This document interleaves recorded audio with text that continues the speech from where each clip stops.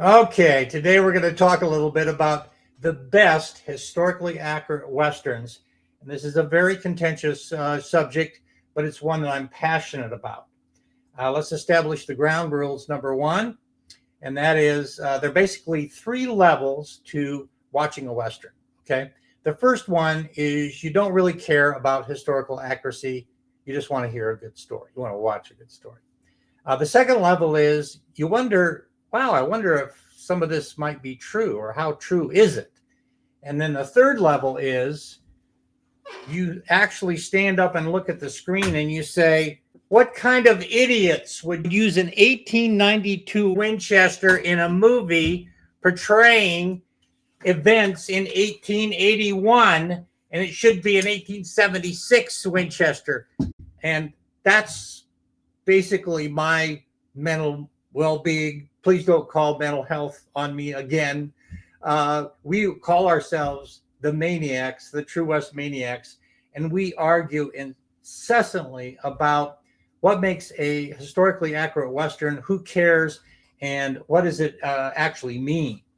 Well, number one is we look for accuracy of biography and specific historical events. And that means, how true is it? How much of it's made up? How much of it is ridiculous in a historical sense? But that's just one category. Number two is we're looking for proper sets and locations and proper casting. And so this has become very contentious in the last couple of decades because more and more movies are filmed in Canada or they're filmed in areas where the events did not take place. For our way of thinking, people who are True West maniacs like me, we love it when they actually film in an actual location. And our number one historically accurate movie, Western of all time, did just that. And we'll get to that in just a minute. And then the third thing is that we like accurate representation of day-to-day life. And so we're looking at the background, we're appreciative, and when people are wearing the right hats, and that's a very sore subject with me because I'm a hat nut, and I just absolutely grinds me when you see a Western and someone is wearing a 1972 Bull Rider Resistol flying taco hat. Man, that bugs me. And the irony of that is that I was listed as a producer on a recent documentary called Wyatt, Earp and the Cowboy War. And they did a pretty good job every time the talking heads talked. It was very, very good. But Ike Clanton was wearing one of these flying taco hats. Now, here's why that's so egregious, okay? Is that in the beginning, we're talking 1880s, 1890s, the hats were basically pretty much the same. And if you look at old photos, you're not going to find a flying taco in that era. It's a modern day application invention style. Okay. It's a rodeo hat that when the brims got big and they went wide. And so what happened is that when movies were first getting going, people had just the hats that were there. And that's why some of the earlier Westerns, like Covered Wagon from 1924, considered a classic. And that's because they were still using the wagons and they were still wearing the hats and they were still wearing the same vest and they had the correct weaponry, basically. And then it got a little wonky in the 1920s. And you started to get the big hats, which are actually inspired by the Mexican Revolution with the sugarloaf sombreros from south of the border. And then we get Tom Mix and Hoot Gibson and all of the Western cowboy stars start wearing these great big shade hats that are pretty good. And they're okay if you see them in a Western because they're accurate to a certain period that's adjacent to the Old West. Now, this obsession of ours with not wanting to see modern hats in an old Western, it would be like if you were watching a gangster movie and Al Capone got out wearing a baseball cap backwards and is going, "Hey, what's up, man? What's up?" Would you buy that? I don't think you would buy that. And so we really like it when all of the facts come together into this effort to try to make a Western that looks authentic and accurate to the times it is portraying. Now, another thing that happened in the making of Westerns, and this is a long 100-year period, is in the 1920s and 30s, as Westerns were cranked out by the dozens every month, it seemed like, the extras would show up at Gower's Gulch in Hollywood, and a bus would come out, pick them up, and the criteria was just, wear a cowboy hat and go out, and you'll get paid $11 a day, and you'll get a free meal. And that became kind of a style that started to happen. And it was okay for the first 10 or 15 years. But by the time you get up into the 60s and 70s, then you really start to get wonky hats. Now, the irony of this is in the movie that we are naming the #1 historically accurate movie Western of all time. I was on the set of this movie while it was being filmed, and I told the director that it was the best hats I'd seen in a Western ever in my experience of visiting Western sets. And he smiled and told me thank you. And he told me a funny story. He said that the cowboy wranglers, okay, every movie has, most Westerns have wranglers on the set. And these are real cowboys who sometimes ride double. They dress them like the star, the co-star. And that the wranglers, who are real Arizona cowboys, were trying to reshape their hats because they were so embarrassed to be wearing a hat that was so un-cowboy. And the irony is the hats that they had are not accurate to that time. So that shows you how absolutely bizarre this whole thing gets as we move down the pike. But we still are super appreciative when we see the real thing. Now, I mentioned Covered Wagon. Brigham Young was a movie that came out in 1940. And one of the advantages, as I said, is that the wagons and props were still being used at the time that the movie's made. Now, there are stills from Brigham Young that I've seen in history books. They're being passed off. People said, oh, yeah, that's a photograph of a real wagon train. No, it's not. It's from a movie in 1940. And so that's a high accolade to be confused with the actual real thing. Now, in 1931, most people don't realize that there was a film called Cimarron, and they recreated a sprawling Old West town in the largest, check out this picture, there are thousands of people in this as they replicated a boom town in the Old West, and very few people have seen it. I think there's print issues of many of the early films have not survived, but and I have not seen it, but I would love to see it just for that scene. Now, other movies like Shane in 1951 constantly gets listed in the top 10 all-time Westerns. Now, we're not talking historically accurate Westerns, but I do wonder if there is a generational divide. And I think there is, as you'll see by this list. I asked Marshall Trimble, the venerable Arizona state historian, he's a cowboy, he grew up in Ash Fork, Arizona, and I asked him for his top 10 historically accurate Westerns of all time. And this is his list, okay? Number 1, he lists The Searchers, number 1, 1956. Number 2, Shane. Number 3, Monty Walsh. Number 4, Dances with Wolves. Number 5, High Noon. Treasure of Sierra Madre, Ride the High Country, Red River, Butch Cassidy and the Sundance Kid, The Man Who Shot Liberty Valance. And then he lists at number 11, Lonesome Dove, even though that was a TV series, but it often is listed in people's top 10 just because it was so fantastic. Now, the reason Lonesome Dove resonates so well is because the language is so accurate to that time. And you credit Larry McMurtry on that. It's a brilliant, and it has a sense of humor. If you're not willing to lie about a poke, you don't deserve a poke. I'm mangling the line, but I think if you know what I'm talking about. I should also mention True Grit by Charles Portis is a fabulous language of that time. And I'd also give Hanson great marks on the assassination of Jesse James by the coward Robert Ford, which, by the way, he mandated that they had to list the entire, that was the title of the movie, and you had to list that. And when I went to see it in Scottsdale, the movie, they said, the assassination of Jesse James, and then it went off. There wasn't enough type to put on the movie marquee, which brings us to another aspect, and that is of filming in the actual location.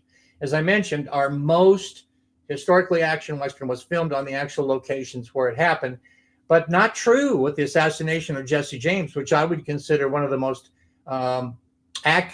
historically accurate Westerns. It was filmed in Canada.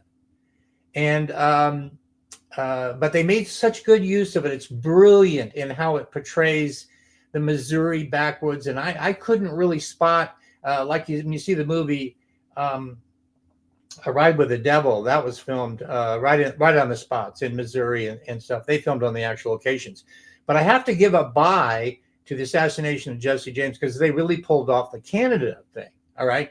Now, some movies have not done that so well. There's a recent biography on Billy the Kid, and they filmed in Canada. And so they're showing the Antrim wagon train going across Kansas, and they're in a aspen meadow high up in these grandiose peaks of Canada. And it's obviously not in Kansas, if you've ever been in Kansas, if you know what I mean. So that was the list from Marshall Trimble. He's 86 years old. And I thought, well, I wonder what youngsters are thinking. So I contacted a brash young, I called him my little Aussie bastard. He's from the down under in Australia. And I said, he's got a great new book out on Billy the Kid, which you need to check out. I asked him for his list. Well, so I read Marshall's list to this Aussie little bastard in Australia. I read him the list. And he said of Marshall's list, what kind of a fool would put the Searchers in number one when they had a white man portraying an Indian? So we have that whole category. You know, we look at it, we go, yeah, well, at that time in the 1950s, there weren't any Native American actors, yada, yada, yada. But anyway, so here's his list, and it's diametrically opposed to Marshall's. Okay, Marshall's 86, and this kid's in his 30s. Okay, Hosanna's Raid, number one for him. I Will Fight No More Forever, number two. McCabe and Mrs. Miller, number three. Unforgiven, Pat Garrett and the Billy the Kid. Dead Man, Geronimo, an American Legend. The Assassination of Jesse James, which you just mentioned. Lonesome Dove, The Revenant, and he would put both Wild Bunch and Young Guns on the list if they didn't have such a heroic ending. So you can see there's a generational divide in this category on how we really applicate these things. And I think it's also interesting that in the Lonesome Dove and Assassination of Jesse James and the Dead Man, those are movies that I wouldn't put in there because I'm nitpicking Johnny Depp as in a Western is just not my cup of tea. And that probably says a lot about me and my generation. So let's get to the big dog, okay? And the big dog is the most historically accurate, and part of it is a fluke. It shouldn't have happened, all right? And that's because the screenwriter, Kevin Jarre, created a magnificent screenplay, dark, moody. Lots of people compare it to The Godfather of Westerns. And the movie, of course, is Tombstone. And in the screenplay, he talks a lot about the language. He keeps it all together. And he had one problem. He and Hollywood Pictures had one problem, and that is Kevin Costner had just won, I think, 12 Oscars for Dances with Wolves, and he could do anything he wanted. And he said, I want to do a movie, a biography on Wyatt Earp. So he had Dan Gordon, who lives not far from here, write up a 6-part miniseries on the life and legend of Wyatt Earp. And he was going to do that. And he heard about this competing project called Tombstone.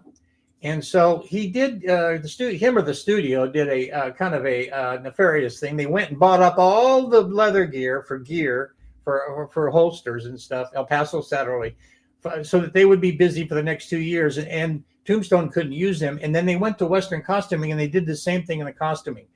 So the producers of Tombstone were stuck, and they had to go with a punk rock guy who I've heard, who went to England to get the clothing. And that's why the clothing, his premise was, all right, they're wearing these cravats and they're wearing these ties and shats, that stuff. And who says they're black? You know, we're looking at a black and white photo. And so he went to red.